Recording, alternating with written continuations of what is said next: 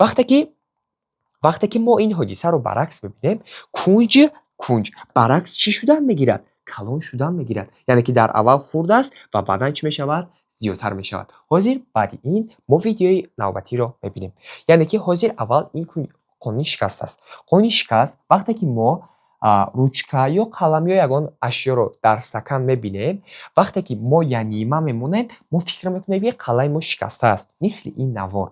یعنی در حقیقت آن شکسته نیست، اما از سبب آن که در اینجا دو محیط است، در نظر ما شکسته میتواند، چون که هنگام گذشتن از یک محیط به محیط دیگر کنج خود را چیکار میکرد؟ عوض میکرد و در این سبب به ما میتواند که قلم ما شکسته است. این حادثه را شما میتوانید در خانه نیز تجربه گذرانید. یعنی که در یک استکان آب میگیرید و به آن یگان پردمت یا یگان رучка، یگان قلم، یگان چیز را میاندازید و بعدا از بر نگاه میکنید و میبینید که وقتی که آن را یعنی میمونید آن میشکند. یعنی که در نظر شما شکسته میتواند، اما در حقیقت شکسته نیست.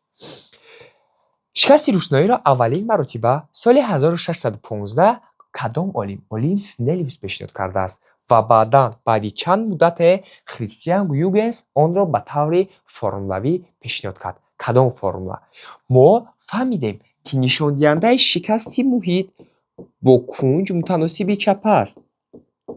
یعنی که نشان دهنده شکست دوم نسبت نشان دهنده شکست یکم از کنج ها باشد برعکس. کنج افتیش به کنج نیکوس. اینجا یک خلاصه است. چه قدر که نشان دهنده زیاد باشد، همان قدر کنج خرد می شود و در اینجا متناسب چپه بودن نشان دهنده شکست و کنج را آلین هیوگنس پیشنهاد کرده است. غیر از این، نشان دهنده شکست محیط با سرعت روشنایی و با سرعت نیز متناسب چپه است. چقدر که نشان دهنده شکست زیاد باشد، همان قدر سرعت کمتر می شود. مثال در هوا سرعت روشنایی برابر است با 300,000 کیلومتر در یک ثانیه.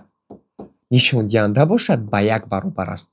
در آب وقتی که میگذرد سرعت روشنایی برابر می شود تقریبا با 225,000 کیلومتر در یک ثانیه. سبب در آن است که نشان دهنده شکست آب زیادتر است.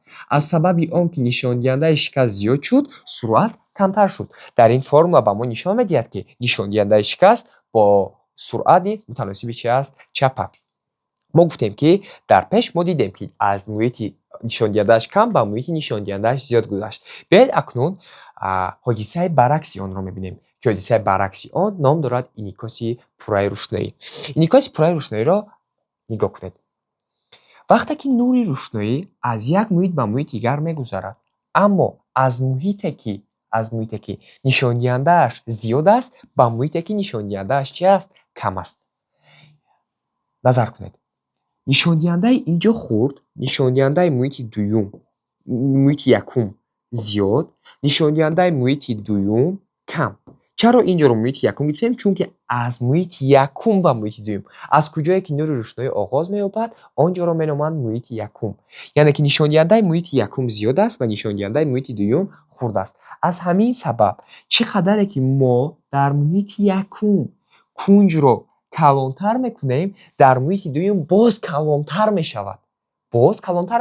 چون که ما میدونستیم در محیط دوم نشان دهنده کم است، اما کنج چی میشود؟ زیاد میشود، چون که با یکدیگر متناسب چپه بودند. بیاید یک بار دیگر نظر کنیم. اول کنج خرد بود، کنج اینجا کلانتر. بعدا ما کنج رو کلان کردیم، باز کلانتر شد. بعدا کنج رو باز کلان کردیم، باز کلانتر شد. بعدا کنج رو باز کلان کردیم و در آخر به سرحد گذشت. نوری روشنایی ما با چی گذشت؟ با سرحد گذشت.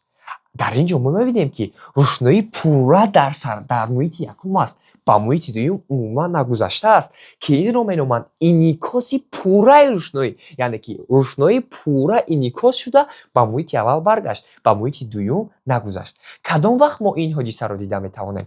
وقتی که نشان دهنده شکست یکم زیاد باشد و در نشان دهنده شکست دوم کم باشد و در محیط یکم که نشان دهنده شکست زیاد است کنج خرد است. در محیط دوم نشان دهنده که کم است کنج است زیاد می شود. کنج زیاد می شود تا درجه که آن با 90 گرادوس برابر می شود و وقتی که آن با 90 گرادوس برابر شد ما این رو می نامیم انعکاس پورای روشنایی. که این انعکاس پورای روشنایی است. انعکاس پورای روشنایی همه وقت кай баргузор мегардад? вақте ки муҳити якум аз муҳити дуюм нишондиҳандаи шикасташ зиёд бошад.